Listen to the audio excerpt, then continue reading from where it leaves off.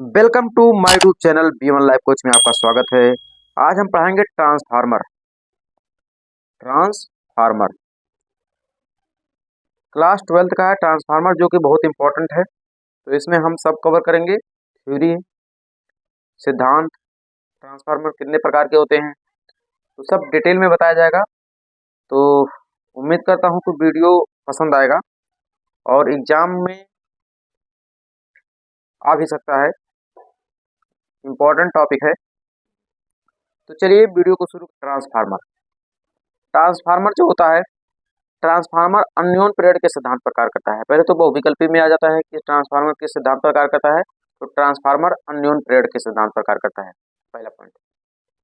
आगे है, ट्रांसफार्मर एक ऐसी युक्ति है, मशीन है, डिवाइस है, जो प्रत्यवर्ती वोल्टता को बढ़ाता है या घटाता है। ट्रांसफार्मर का सिर्फ एक ही काम होता है कि जो प्रत्यवर्ती धारा है, ठीक है, धारा वोल्टता है, उसको बढ़ाता है या घटाता है। जो ट्रांसफार्मर होते हैं दो तरह के होते हैं। ट्रांसफार्मर दो तरह का होता है, टू टाइप्स के होते हैं। एक अपचयी ट्रांसफार्मर, जिसको बोलते हैं इंग्लिश में स्टेप डाउन ट्रांसफार्मर। ये किस तरह का होता है? यह ट्रांसफार्मर प्रत्यवर्ती वोल्टता को घटा देता है, यानी कि उसमें जो वोल्टेज होता है उसको घटाता है, लेकिन धारा के मान को बढ़ा देता है। अपचयी ट्रांसफार्मर अपचयी ट्रांसफार्मर जो होता है वो प्रत्यवर्ती वोल्टता को घटाता है और धारा के मान को बढ़ाता है। ये अपचयी ट्रांसफार्मर का मतलब ये अपचयी ट्रांसफार्मर है। देखो, इसको बोलते हैं प्राथमिक कुंडली, ये होता है द्वितीय कुंडली, और ये होता है पटलित क्रोड। अपचयी ट्रांसफार्मर में क्या होता है, जो प्राथमिक कुंडली होती है उसमें फेरों की संख्या ज्यादा रहती है और द्वितीय कुंडली में फेरों की संख्या कम रहती है। अभी डिटेल में चर्चा करेंगे इसमें। अब दूसरा ट्रांसफार्मर है उच्चयी ट्रांसफार्मर। उच्चयी ट्रांसफार्मर को बोलते हैं स्टेप अप ट्रांसफार्मर। यह क्या होता है? यह एक ट्रांसफार्मर प्रत्यवर्ती वोल्टता को बढ़ाता है किंतु धारा के मान को कम कर देता है। अपचयी ट्रांसफार्मर के जस्ट उल्टा है। अपचयी ट्रांसफार्मर क्या करता था? वोल्टता को घटाता था लेकिन धारा को बढ़ाता था। उच्चयी ट्रांसफार्मर क्या करता है? वोल्टता को बढ़ाता है और धारा को कम करता है। और इसका फिगर कुछ इस तरह है। उच्चयी ट्रांसफार्मर में क्या होता है, जो प्राथमिक कुंडली होती है उसमें फेरों की संख्या कम होती है और द्वितीय कुंडली में फेरों की संख्या ज्यादा होती है।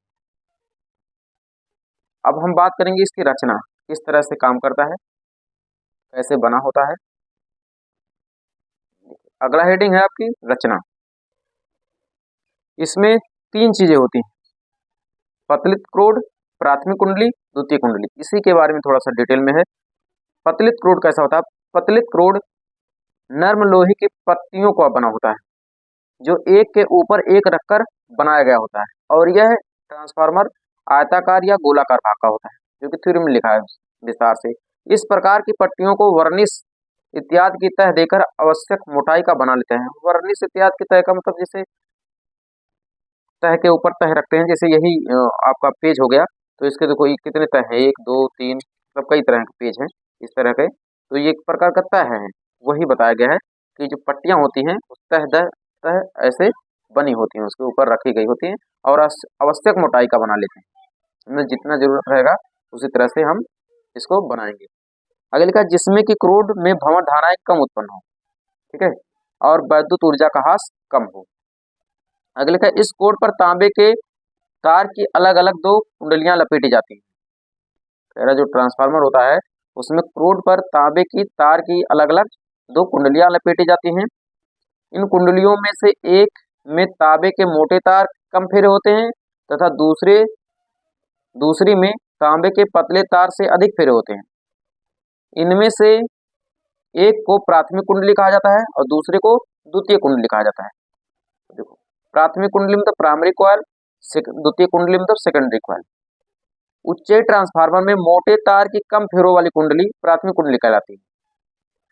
उच्चयी ट्रांसफार्मर में मोटे तार की कम फेरों वाली कुंडली प्राथमिक कुंडली कहलाती है तथा पतले तार की अधिक फेरों वाली कुंडली द्वितीय कुंडली कहलाती है। अपचयी ट्रांसफार्मर इसके विपरीत होता है, यानी कि जस्ट उल्टा। अभी हम देख के भी आए हैं कैसे होता है। कार्य विधि देखो ध्यान से, कार्य विधि ये आपका बना है, ये उच्चयी ट्रांसफार्मर है जो कि यहाँ पर लिखा है उच्चयी ट्रांसफार्मर में मोटे तार की कम फेरों वाली कुंडली होती है जिसको प्राथमिक कुंडली कहते हैं। तो प्राथमिक कुंडली में फेरों की संख्या कम है और मोटे तार से लपेटा गया है, और द्वितीयक तार में फेरों की संख्या ज्यादा होती है और पतले तार से लपेटा जाता है, द्वितीय कुंडली में होती है।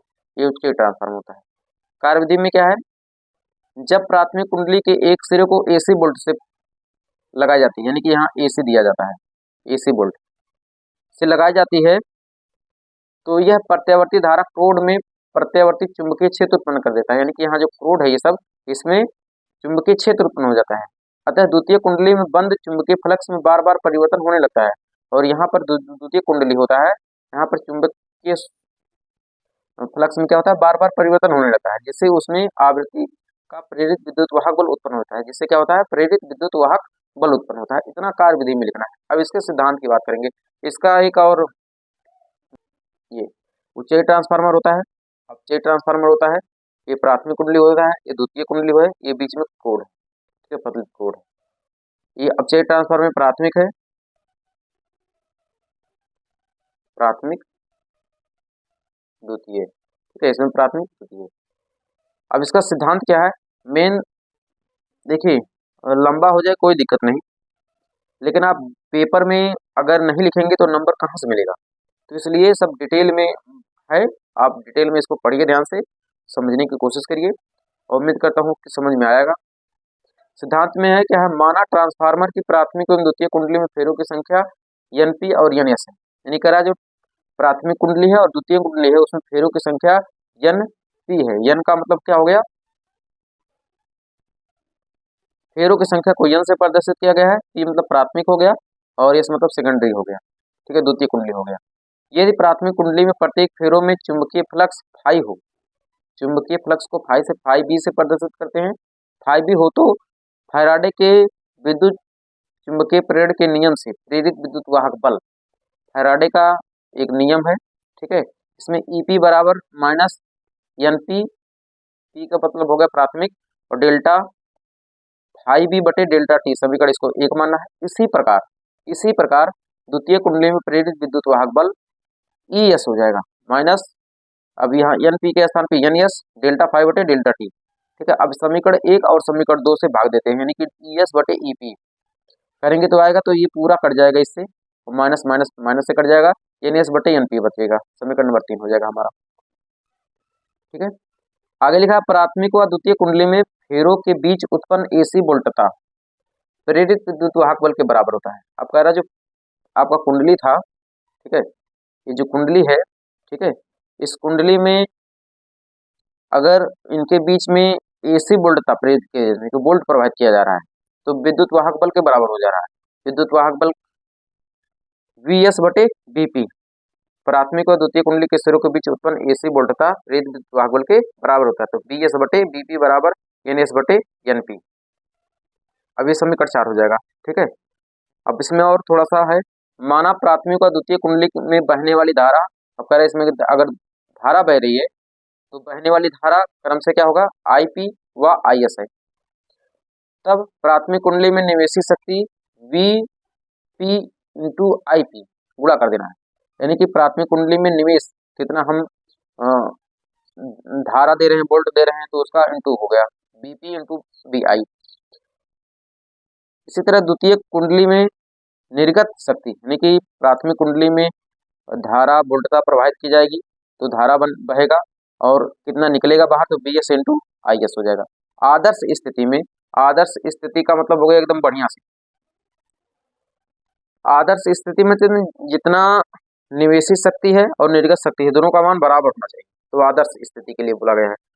तो बीपी इंटू आई पी बराबर B S into I S, ठीक है। देखो बीपी इंटू आई पी ये प्राथमिक कुंडली है, ये द्वितीय कुंडली है, तो इसमें जो वोल्ट है इंटू धारा है, प्राथमिक में जो वोल्ट है इंटू धारा है सेकेंडरी के लिए। अब देखो बी आई पी ऐसे है, आई एस भाग हो जाएगा, यहाँ इंटू है तो भाग हो जाएगा, और बी एस ऊपर है और बी आई पी यहाँ से क्या इंटू है, इस साइड में आएगा, भाग हो जाएगा, डिवाइड हो जाएगा। समीकरण नंबर 5 मान लेना है। अब आप पीछे पढ़े कि जो धारा है प्राथमिक कुंडली में, और बोल्ट है और जो कुंडली है, ठीक है, वो सब बराबर है किसके, आर के। आर जहाँ है परिणामन अनुपात कहते हैं जिसको। इसका मतलब ये हो गया कि विद्युत वाहक बल के बढ़ने पर, विद्युत वाहक बल के बढ़ने पर धारा बढ़ती है तथा विद्युत वाहक बल के घटने पर धारा, विद्युत वाहक बल के बढ़ने पर धारा घटती है और विद्युत वाहक बल के घटने पर धारा उसी अनुपात में बढ़ती है। यानी जिस अनुपात में धारा दिया जा रहा है, वोल्टता दिया जा रहा है, उसी अनुपात में ये बढ़ेगा और घटेगा। और अब ये ट्रांसफार्मर की कुछ हानियां होती हैं, उस हानियों को देखते हैं हम। देखिए, ट्रांसफार्मर में जो ऊर्जा की हानियां होती हैं वो निम्न हानियां होती है, निम्नलिखित हानियां है कहने का मतलब। जैसे तांबे में हानियां, तांबे में हानियां का मतलब हो गया जब प्राथमिक तथा द्वितीय कुंडली में प्रत्यावर्ती धारा प्रवाहित होती है। तांबे के में हानियां का मतलब हो गया जब प्राथमिक और द्वितीय कुंडली में प्रत्यावर्ती धारा प्रवाहित होती है तो कुछ ऊर्जा तांबे के फेरों में उष्मा के रूप में चलती है। इनका तांबा ज्यादा फेरा गया है तो उसमें उष्मा के रूप में चली जाती है, उष्मा के रूप में क्षय हो जाती है, खत्म हो जाती है। और कुंडली में उत्पन्न जो उष्मा होता है, अवशोषित जो करता है, ठीक है, कुंडली, उसके चारों ओर ठंडी हवा या तेल प्रवाहित किया जाता है ताकि थोड़ा सा हानि कम। और अगला है भंवर धाराओं में हानि, भंवर धाराएं, ईडी करंट बोलते हैं लॉस। ट्रांसफार्मर की जो लोहे होते हैं या लोहे की जो क्रोड होती है उसमें भंवर धाराएं स्थापित हो जाती हैं। इससे क्या होता है, कुछ ऊर्जा उष्मा के रूप में क्षय हो जाती है। इस हानियों को ट्रांसफार्मर कोड को पतलित करके कम किया जाता है, यानी कि भंवर धारा उत्पन्न ना हो तो थोड़ा सा जो मोटाई है उसको थोड़ा सा कम कर दिया जाए तो भंवर धारा थोड़ा कम हानि होगी। सैथिल हानि है, सैथिल हानि में क्या होता है, प्रत्यावर्ती धारा के प्रत्येक चक्र में लोहे की क्रोड और चुंबकीय तथा विचुंबकीय होते हैं और इस प्रक्रिया में ऊर्जा उष्मा के रूप में क्षय होती है। और इस हानि को कम करने के लिए क्रोड ऐसी चुंबकीय मिश्र धातु को बनाते हैं जिसके लिए सैथिल लूप का क्षेत्रफल कम हो जाता है। सैथिल हानि है, तो लूप बनाया जाता है एक प्रकार का, ठीक है, एक प्रकार का लूप बनाया जाता है। और एक है फ्लक्स, जिसको बोलते हैं वैद्युत फ्लक्स हानियां, सॉरी चुंबक फ्लक्स हानियां। इसमें क्या होता है, प्राथमिक और द्वितीय कुंडली का जो युग्मन होता है, जोड़ा होता है, कभी भी पूर्ण नहीं होता है, कभी भी पूर्ण नहीं होता है। प्राथमिक में एक नतिन होता है, संपूर्ण चुंबकीय फ्लक्स में नहीं गुजर पाता है। इस हानियों के कारण ये सब हानियां हैं। तो उम्मीद करता हूँ वीडियो पसंद आया होगा, ठीक है। तो आप पढ़ते रहिए और परीक्षा की तैयारी करते रहिए। मिलते हैं किसी दूसरे वीडियो में, तब तक के लिए जय हिंद। हाँ, वीडियो को लाइक कर दीजिए, चैनल को सब्सक्राइब कर लीजिएगा।